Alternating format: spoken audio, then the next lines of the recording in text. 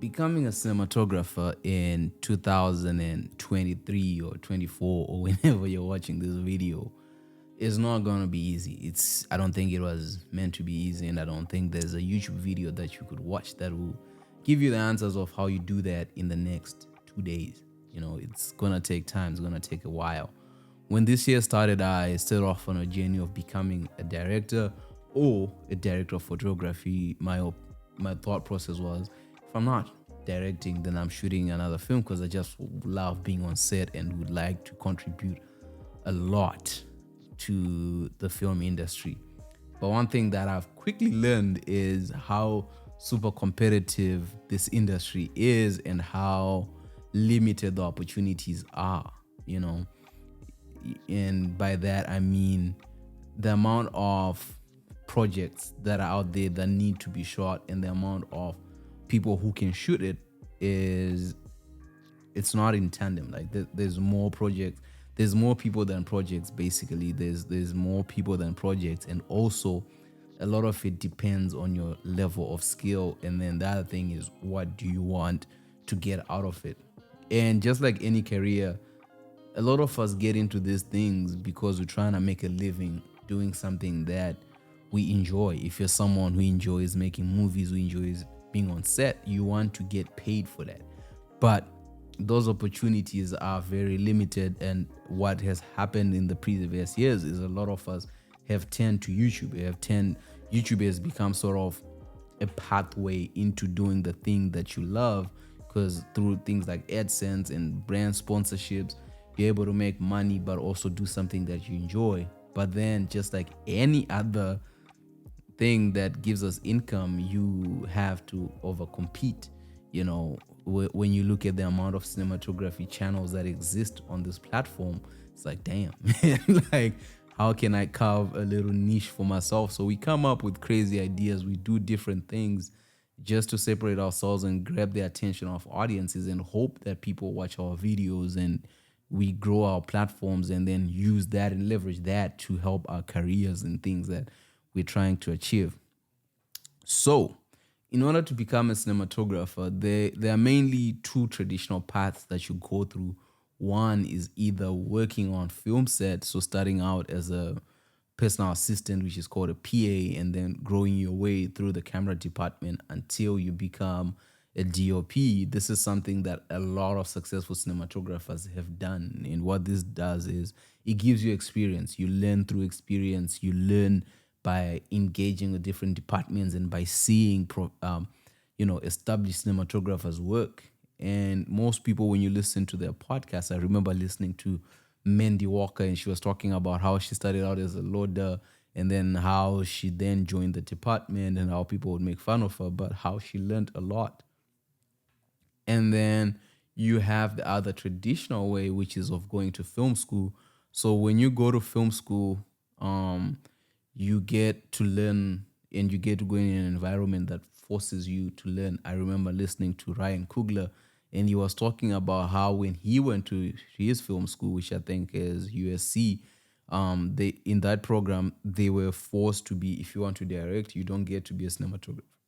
If you want to be a cinematographer, you don't get to direct, you get to collaborate with your classmates, which is a very good way to learn as well, because that just creates opportunity. Like I said, there are more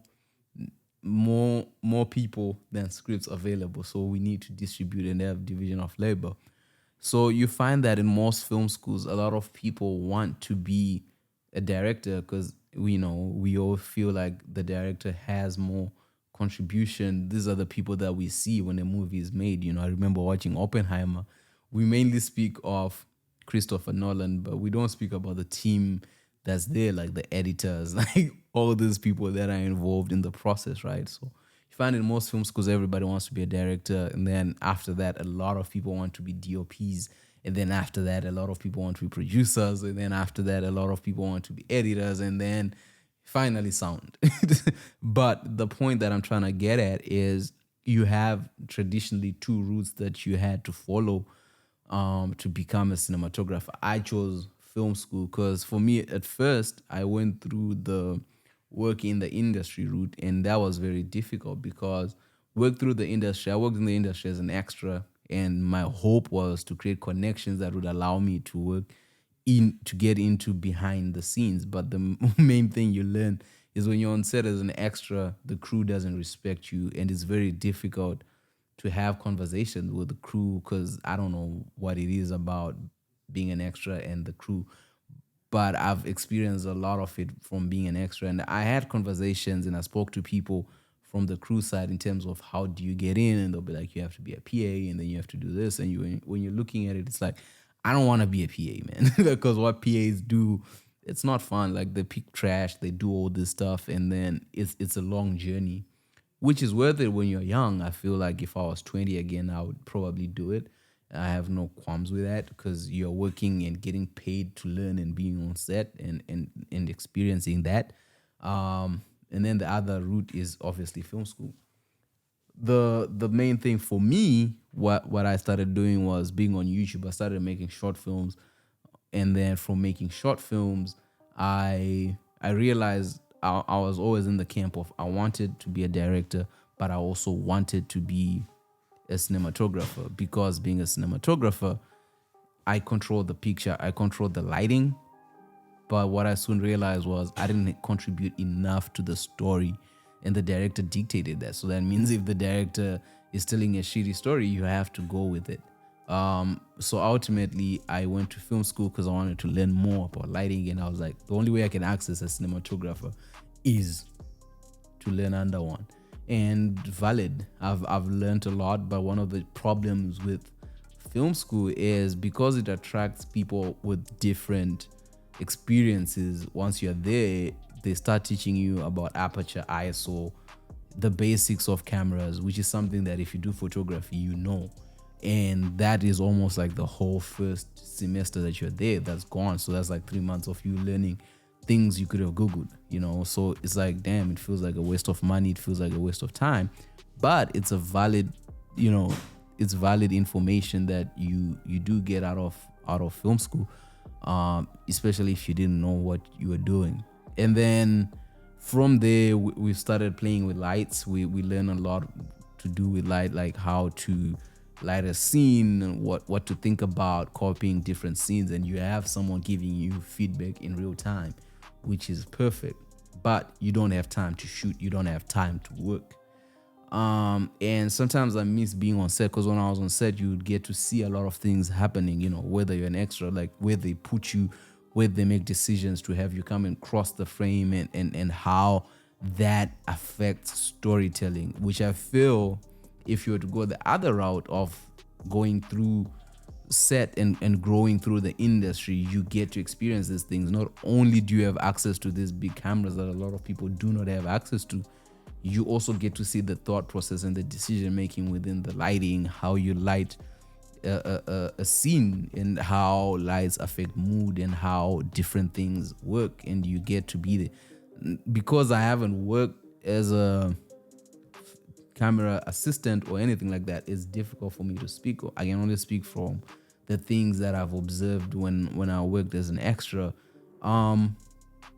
I remember one time asking one guy what he did, and he's like, he was the first AC, and his job basically was pulling focus. I didn't know what that was until I went to film school, and they explained what that guy's job is. And I asked him, like, how do you get into this? And he's like, well, that's like a little boy asking a man, how do you become a man? And it's like, oh, okay, cool. But essentially now I know what that task is, which is film school has given me. When I look at it, is what's the cost? So if you are thinking of going to film school, it's going to cost you a lot of money depending on the film programs that are in your area. For me, it's an expensive program. I don't want to lie. It's been difficult to pay it off. And that's a lot of debt that I've had to incur just to go there, and hopefully it'll be worth it. But when I look forward to school ending and what's going to come for me, you know, there are no guarantees, because when it comes to making movies, when it comes to making films, as a cinematographer, people will judge you according to your style, judge you based on your style, whether I like your style or I don't. And that's dependent on the amount of work that you've done. And you find that for me, because I'm in school, I don't get to do a lot of work, but also because of the directors that I work with, a lot of times you are tailoring what you're doing to those directors, and because you're starting out, directors don't trust in your vision, and they usually also do not know. Because what I've learned is, and this is something that I'll be taking out of film school, is when you're working with a director, you want a director that trusts the way you see things, that trusts your way of operating the camera as a DOP. Obviously you're there to help the director achieve their vision, but there has to be a separation of control, because you need to be allowed to work in a way that you can do something. You're not just there to push a button. And I think that when you're starting out, you will realize a lot of times with directors, starting out directors, being one myself, is a lot of times you want to control what the camera is doing. You want to control what everybody is doing because it's your vision. But the way I've started to view movies and sets and things that we're doing is, it's a we project. It's not a me project. It's about us. So if you're a director, the thing is you have to be open. And then if you're a cinematographer, you have to command the camera. You have to, because it's your work. It's your style. It's when you watch Dune, when you watch The Batman, that is Greg Fraser's work. When you watch Black Panther, you can tell the difference between Wakanda Forever and Panther, the first one. Those are two different DOPs. And you have to be able to see that. And it's the same director. You can still tell the director's work and what he wants to show within the frame. But each picture is painted according to that cinematographer. So those are some of the things that I've learned in this year of my journey. I finish school next year in February, and then we'll be down to working. I'm working right now. I have like 2 or 3 projects with people who are not from my school, who've seen some of the work that we do here on YouTube. um I saw a video of one guy who was like, people now make content and they post it on social media for instant gratification, and rather than taking the time to work. I think that's the wrong view. I think one of the reasons why you post your work online is to get feedback, because when it comes to the things that we do, we don't really get feedback. We don't really have access to people who can be honest with us. And when you put something online and you get 10 views, you get 100 views, the algorithm is telling you something about the content that you're putting out. But also, by putting out more of your work on these platforms, you allow other people to see it who may be willing to collaborate with you. And in the film industry, producers are decision makers, directors are decision makers. A director chooses to work with a DOP whom they feel can capture their vision. And by putting out your work, you allow people to see your work. You allow people to see what you do. Gone are the days of like, hey, send me your portfolio. People will just set you up and see what you do before you even get to send them your portfolio. So I'm under the camp of work as much as you can. And for me, if I could, man, like I want to work so much and have so much work that I could put out there and learn. Because the other thing that happens is the more you do, the more you learn, the more you can succeed. And there is no easy path. I haven't made a big feature film. I haven't gotten there yet, skill wise as well, in terms of I haven't worked with a lot of lighting, with a lot of tools that I wish I could work with, because it costs a lot. It costs. I've invested a lot of money into film school that I wish I would have invested into gear. But then in doing that, it would have been a different experience. It would have been a different way of becoming a DOP in 2023. So my journey so far has been film school. Let me know in the comment section what journey you've taken, what have you learned, and what lessons and what ways do you have for people to becoming DOPs.